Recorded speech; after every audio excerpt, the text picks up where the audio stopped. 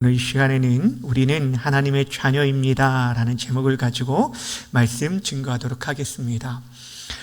사도 요한은 이 요한 1서를 통해서 성도들에게 매우 중요한 그런 메시지를 전하고 있습니다. 당시에 영지주의 이단으로 인해서 진리가 왜곡되어지고 거짓 그런 가르침들로 인해서 많은 성도들이 흔들림 가운데 있었을 때 사도 요한이 저들을 다시 한번 진리 가운데 든든히 세우고 그들이 얻은 구원이 어떠한지 구원의 확신에 대해서 가르쳐주는 것을 보게 되어집니다.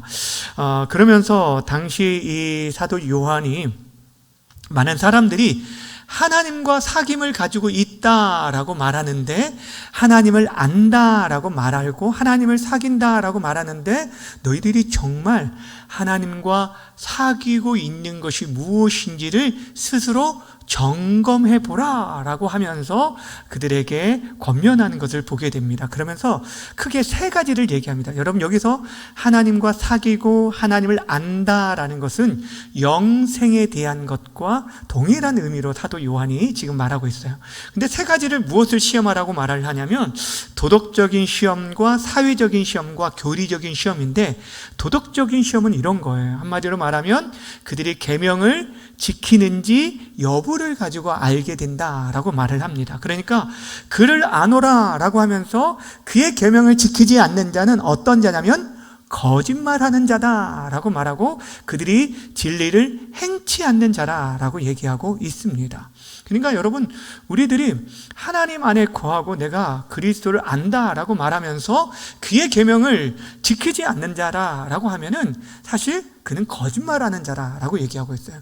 두 번째로 말하는 이 사회적 시험이 뭐냐면 형제를 사랑하는 여부를 통해서 확인하라라고 얘기하고 있어요. 그러니까 빛 가운데 있다라고 하면서 형제를 미워하는 자는 그도 또한 거짓말장이이고 그가 어둠 가운데 있는 자다라고 얘기하고 있습니다. 쉽게 말하면 내가 보이지 않는 하나님을 사랑한다라고 말하는데 눈앞에 보이는 형제를 사랑하지 않는 자는 그 모든 것이 거짓이고 어둠에 거하고 진리를 행하지 않는 자임을 말해주고 있습니다. 그리고 세 번째 시험하라는 게 뭐냐면 교리적인 시험이에요.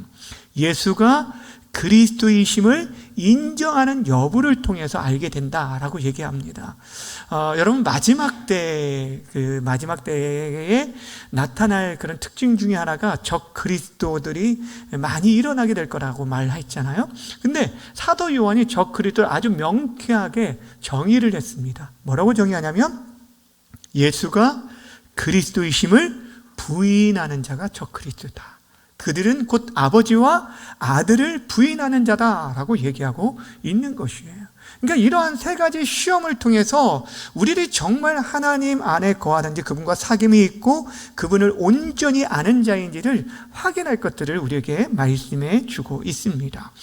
여러분, 그러면서 우리가 지난 시간에 마지막 때, 즉 특별히 이 마지막 때의 적 그리스도가 많이 일어나게 될 텐데 그때 우리들이 미혹되지 않기 위해서 두 가지 안에 거할 것을 얘기를 했습니다. 뭐냐면 한마디로 말하면 말씀과 성령 안에 거해야 한다. 우리가 처음 받은 것, 우리가 처음 들은 것, 바로 복음이죠. 하나님의 언약의 말씀, 그 복음, 십자가의 복음 안에 거하는 것, 이것이 우리가 미혹되지 않을 수 있는 유일한 길이고, 또 하나는 그 말씀을 우리에게 가르쳐 주시고 생각나게 하시는 성령 안에 거할 것을 우리에게 말씀해 주고 있어요. 그러니까 말씀과 성령 안에 거하는 것이 곧 주 안에 거하는 것이고, 그런 자가 마지막 때 주님께서 재림하실 때에 부끄러움을 당하지 않을 것을 우리에게 교훈해 주었습니다.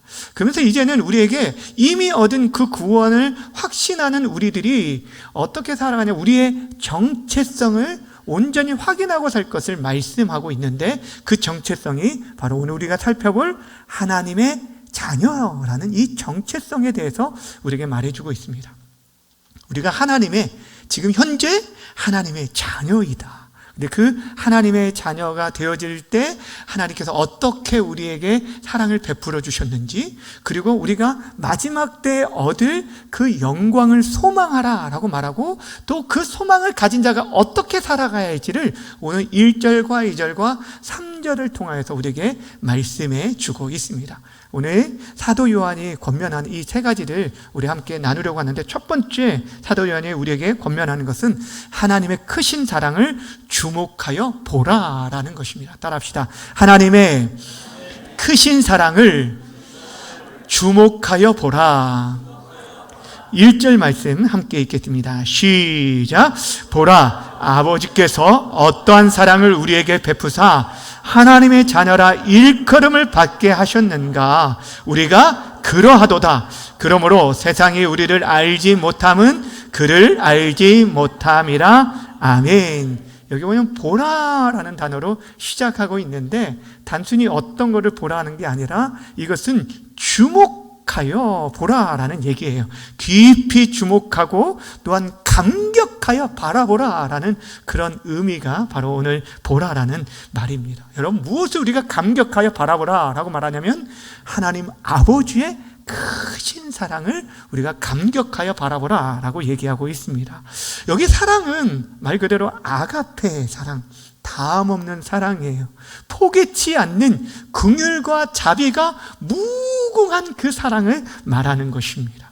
근데 어떠한 사랑으로 사랑을 우리에게 베풀었는지라고 얘기하고 있는데, 여기 어떠한이라는 게 굉장히 중요한 단어예요.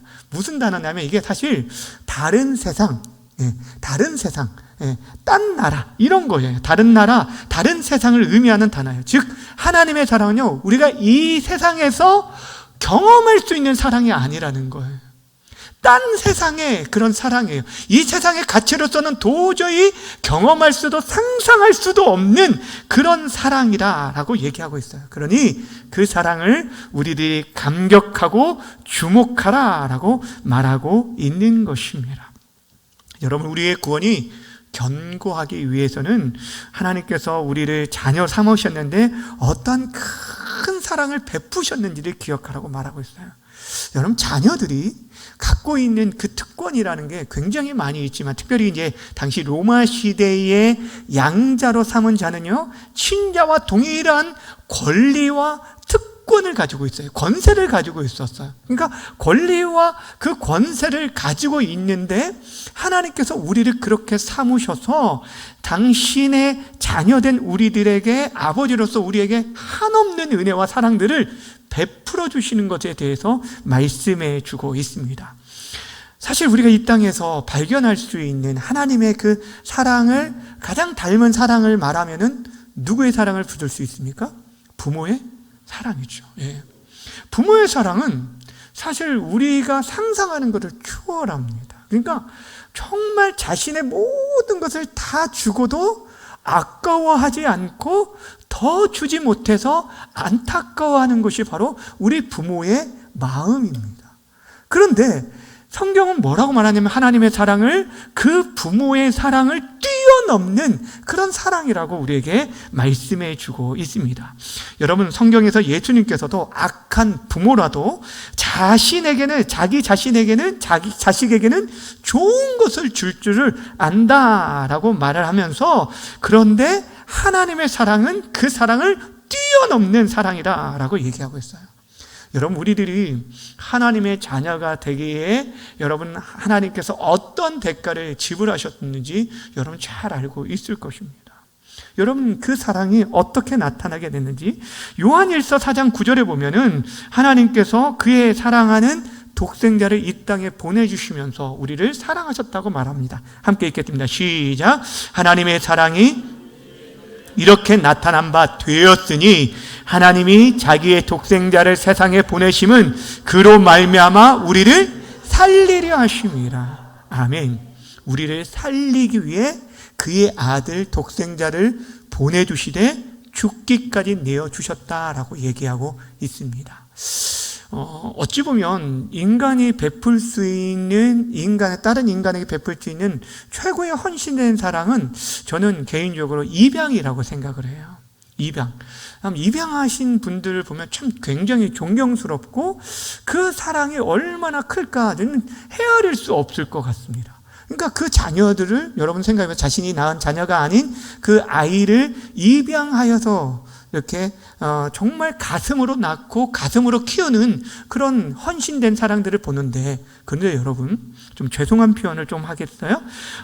뭐냐면은 병들고 때로는 연약하고 아니 심지어 죄로 오염된 그런 인생을 입양하기 위해서 자기의 독자를 여러분 죽음의 자리에 내어주는 그런 사랑, 여러분 이 세상에 찾아볼 수 있을까요?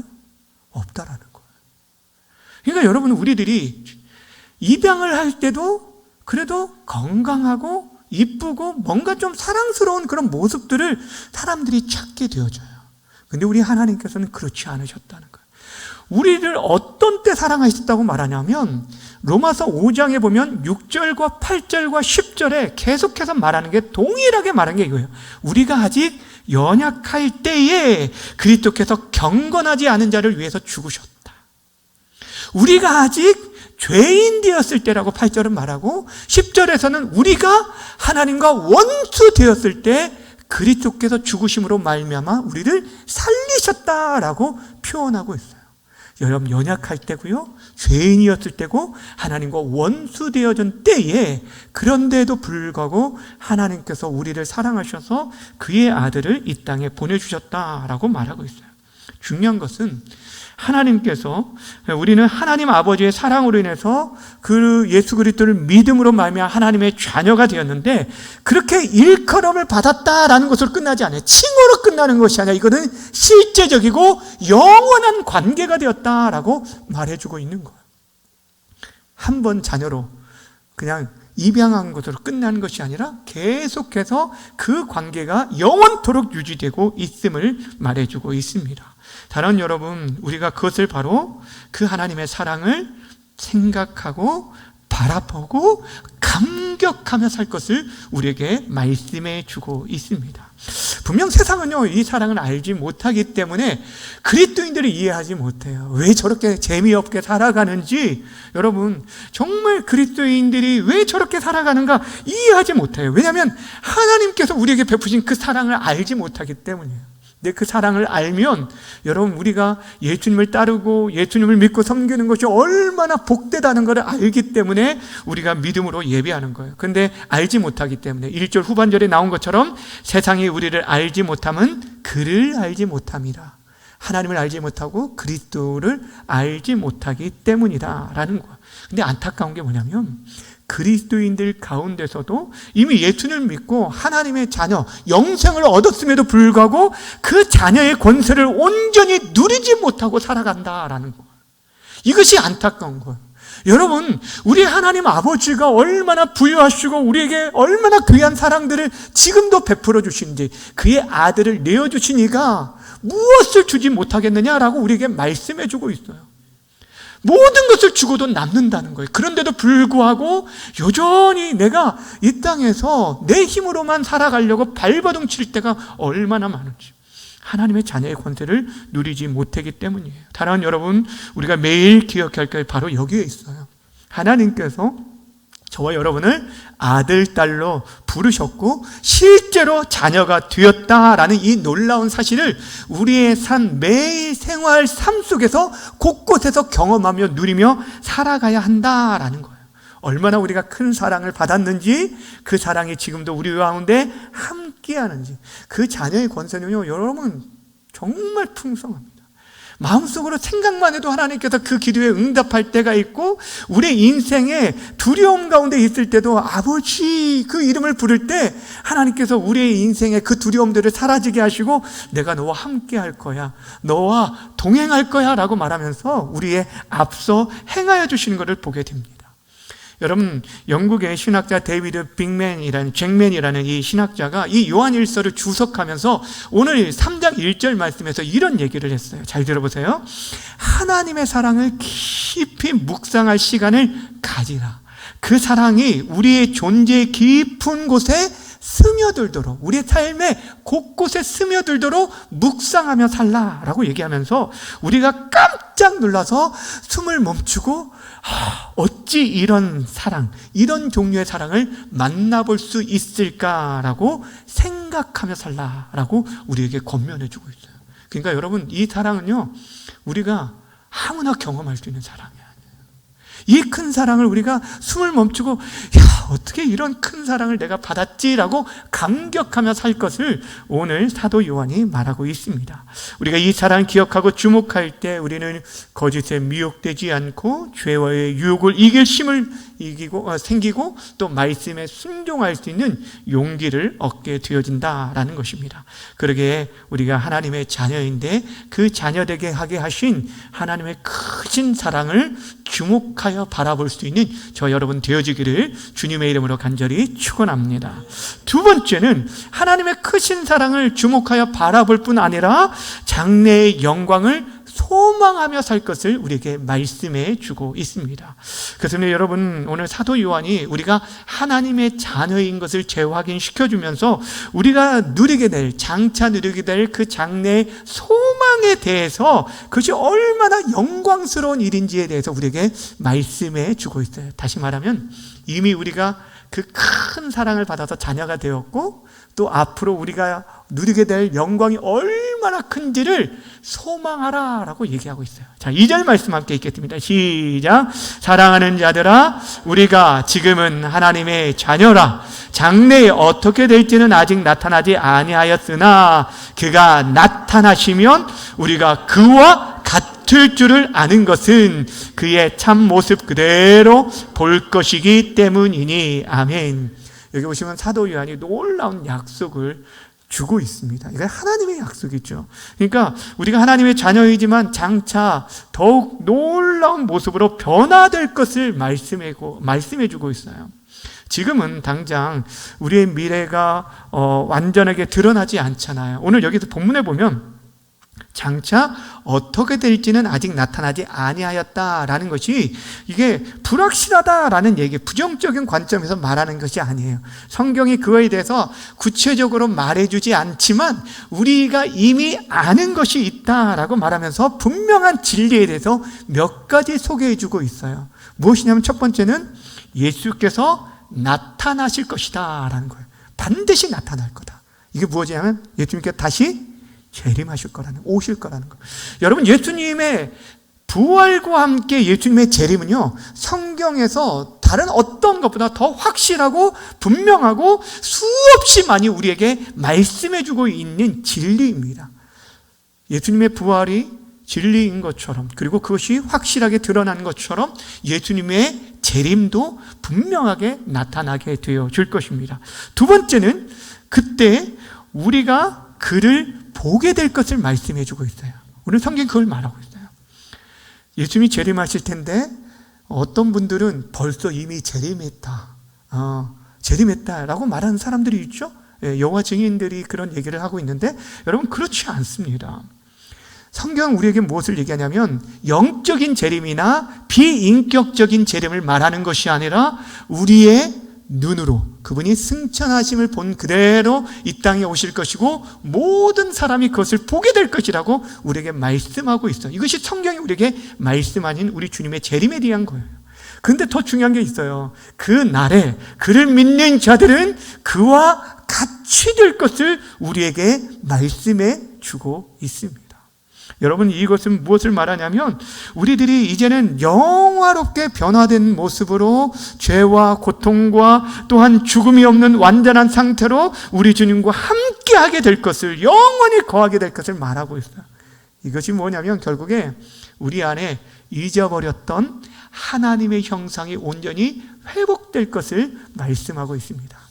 여러분, 하나님께서 인간을 창조하실 때 역세 동안 세상을 창조하시면서 마지막에 사람을 창조할 때 독특하게 모든 피조물과 다르게 우리만을 뭘로 창조했냐면 하나님의 형상대로 창조했어요.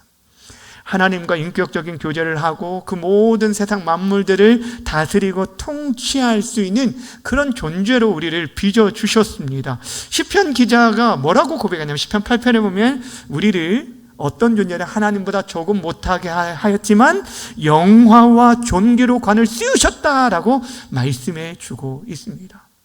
그래서 우리들이 어떤 존재냐면 참된 사랑을 나타내고 빛을 드러내고 생명을 가진 존재였었는데 죄로 인해서 그 사랑이 미움으로 바뀌게 되고 빛이 어둠으로 바뀌게 되어졌고 또한 결국에 생명이 아니라 죽음에 처한 존재들이 되었다는 거예요.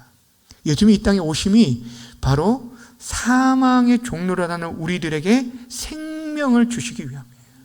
우리들이 다시 한번 그 빛된 사명을 회복하고 미움이 아니라 이 세상의 전쟁터가 아니라 참된 사랑을 나타내는 존재로서 다시금 사랑과 빛과 생명을 증거하는 자로 저와 여러분을 이 땅에 세워주셨다라는 거예요. 그래서 중요한 게 뭐냐면요, 여러분 이 땅에서 살아가는 동안에서 우리가 우리 주님과 친밀한 교제 가운데 살아가는 거예요.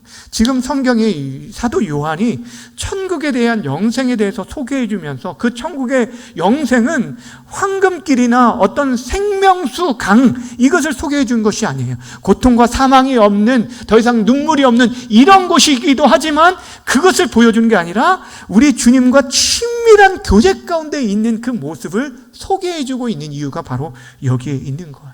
여러분, 하나님께서 우리를 택하시고 부르신 이유가 바로 여기에 있어요. 여러분의 하나님의 형상을 회복하는 데 있어요. 로마서 8장 29절 말씀 함께 읽겠습니다. 시작. 하나님이 미리 아신 자들을 또한 그 아들의 형상을 본받게 하기 위하여 미리 정하셨으니 이는 그로 많은 형제 중에서 맏아들이 되게 하려 하심이니라. 아멘. 미리 아신 자들을 정하셨다, 택하셨다는 거예요. 왜요? 뭘 하기 위해서? 그 아들의 형상을 본받게 하기 위함이다 라고 말하고 있습니다. 사랑하는 여러분, 우리를 택하신 것이 바로 그거예요. 우리가 죄를 멀리하는 이유가 무엇입니까? 하나님께서 거룩하신 분이기 때문인 거예요. 우리가 선을 행하는 이유는 뭐냐면 하나님 선하시기 때문이고, 우리가 죄를, 악을 미워하는 것은 하나님께서 악을 싫어하기 때문이고, 우리가 형제를 사랑하는 것은 하나님께서 그들을 사랑하시기 때문이에요. 무엇이냐면 우리들이 그분을 닮아 살아가고 그분과 교제하면서 그분을 닮아 살아가는 것, 친밀한 가운데 우리가 그분을 따라가는 것, 이것이 바로 우리가 누리게 될 이제 온전한 하나님의 형상을 회복할 날이 있기 때문에 그날에 그 친밀한 영광과 교제 가운데 거하기 위해서 이 땅에 그렇게 살아가는 것. 여러분, 진짜 우리가 소망해야 할 그 영원한 하나님의 나라는 그냥 단순히 여러분 죽음이 없는 곳, 고통과 눈물과 탄식이 없는 그런 황금길을 걸어가는 것이 아니라 더 중요한 것은 우리 주님과 친밀한 교제 가운데 하나님과 함께 거하는 그런 삶을 살아가게 되어질 거라는 거예요. 그런데 그 날에 우리 주님과 함께할 그것이 우리에게 장래의 진정한 소망이 돼요. 영화롭게 되어져서 그 형상이 회복되어져서 여러분, 사랑하는 사람은 닮게 되어진다고 하잖아요. 우리가 주님을 사랑함으로 인해서 그분을 닮고 또 그분과 친밀한 교제 가운데 이제 그때에는 얼굴과 얼굴을, 지금은 희미하게 보이지만 얼굴과 얼굴을 보는 것처럼 하나님과 교제할 날이 있을 거라는, 그 소망 가운데 살아갈 것을 오늘 우리에게 말씀해 주고 있는 것입니다. 다윗이 일평생 소원이 바로 거기에 있었어요. 정말 그가 사모했던 것이 바로 여기에 있었어요. 시편 27편 4절 함께 읽겠습니다. 시작. 내가 여호와께 바라는 한 가지 일, 그것을 구하리니 곧 내가 내 평생에 여호와의 집에 살면서 여호와의 아름다움을 바라보며 그의 성전에서 사모하는 그것이다. 여호와의 아름다움을 바라보며 그 성전에서 사모하는 것, 그분과 사귀어 산, 이것이 우리의 참된 소망이 되어져야 하는 거예요. 이 소망이 있을 때 오늘을 살아갈 힘을 얻게 되고 우리의 믿음을 지킬 수 있게 되어지는 것이에요. 그리고 마지막으로 우리에게 말해주는 게, 이 소망을 가진 자는 어떻게 살라라고 말하냐면 그분처럼 살게 될 것을 말씀해 주고 있어요. 이것은 어떤 명령이라기보다는 자연적으로 그분을 정말 사랑하고 그분의 무엇이냐면 두 가지예요. 하나님의 깊은 사랑을 깨닫고 또 미래에 대한 소망이 확실한 사람은 이 땅에서 거룩함으로 살아가게 되어지는 거예요. 그러니까 거룩하게 살라, 거룩해라, 거룩해라, 이게 아니라 정말 우리가 하나님의 큰 사랑을 깨달아 알게 되죠. 그리고 나서 또 그 앞에 서게 될 날들을 우리가 진정으로 소망하며 바라보게 되어지면 우리의 삶이 그분을 닮아 살아가게 될 것을 말씀해 주고 있는 거예요. 3절 말씀 함께 읽겠습니다. 시작. 주를 향하여 이 소망을 가진 자마다 그의 깨끗하심과 같이 자기를 깨끗하게 하느니라. 아멘. 이 소망을 가진 자, 그러니까 주님께서 재림하실 날, 또한 우리가 하나님 앞에 서게 될 날들을 기억하는 자를 말하는 거예요. 그러니까 하나님의 자녀라는 것은요, 신분으로 끝나는 것이 아니라 그의 합당한 삶이 따라오게 될 것을 말하고 있는 것이에요. 여러분, 우리들이 가지고 있는 교회의 직분 자체가 진짜 중요한 게 아닙니다. 그것보다 더 중요한 것은 내가 정말 하나님의 자녀, 그 자녀의 직분을, 그 신분에 맞게, 그 걸맞게 합당한 삶을 살아가고 있느냐, 이것이 더 중요한 것이에요. 정말 그 소망을 가지고 우리가 살아가고 있는가? 그 소망을 가진 자는 자신을 깨끗하게 한다라고 말하고 있어요. 단순히 이거는요, 여러분, 윤리적인 깨끗함을 말하는 것이 아니라 도덕적인 깨끗함, 착한 행위, 이것을 말하는 것이 아니라 정말 하나님의 자녀로 합당한 거룩한 삶, 구별된 삶을 말하는 거예요. 네. 누가 뭐라 해도 하나님을 경외하는 삶이에요. 주일에도 말씀드렸죠. 진짜 우리의 경건한 모습은 교회 안에서의 삶이 아니에요. 여러분의 가정에서의 삶이고, 또 여러분이 주위에 아무 없이 홀로 있는 시간에 여러분의 마음의 생각과 행동이 여러분의 진짜 경건을 보여주는 거예요.